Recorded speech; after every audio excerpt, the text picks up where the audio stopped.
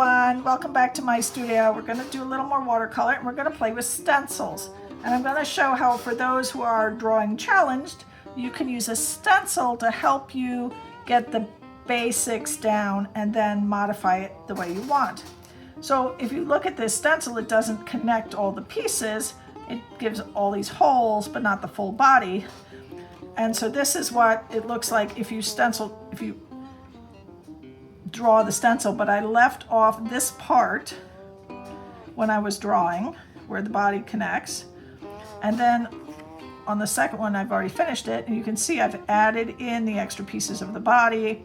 I've connected the wings in. Same with the butterfly that I'm doing here. I drew not all the lines because I didn't want all the lines. And then where the holes are in the stencil, where this line doesn't connect to that one, I've made those connections. And this is, now in pencil, and I don't want it in pencil. I'm going to ink it, but before I ink it, I'm going to get my eraser, and I'm going to, get in here and pull up a lot of that pencil.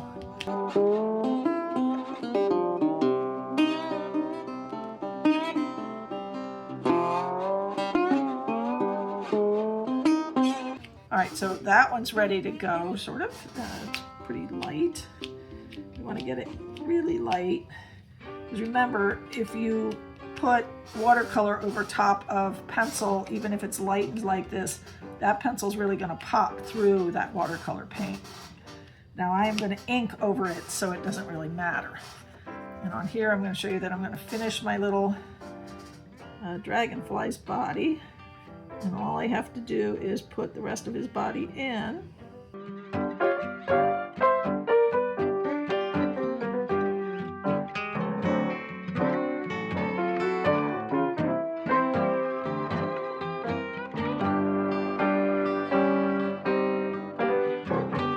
Take this, and all I'm going to do is wherever those lines are, we're just now going to put them in.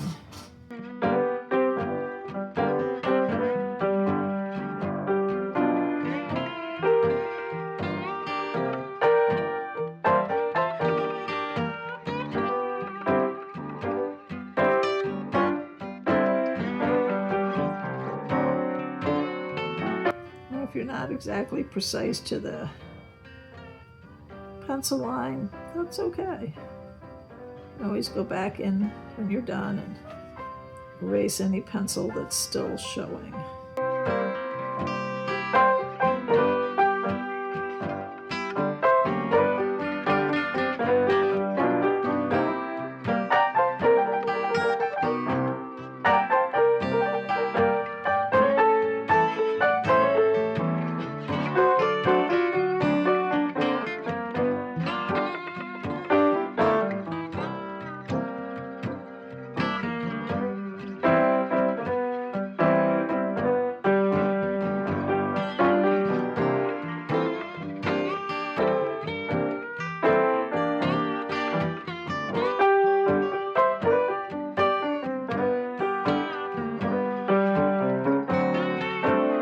Now we're ready to start mixing up our colors.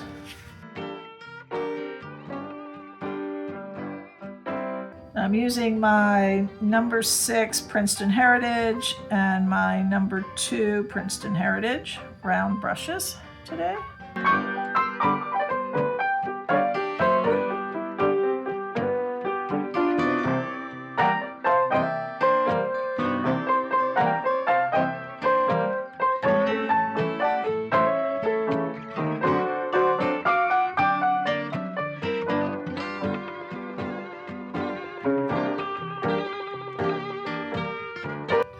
I do want these to be sort of very pale colors, so we're going to make sure we add a lot of water in so we have a nice wash.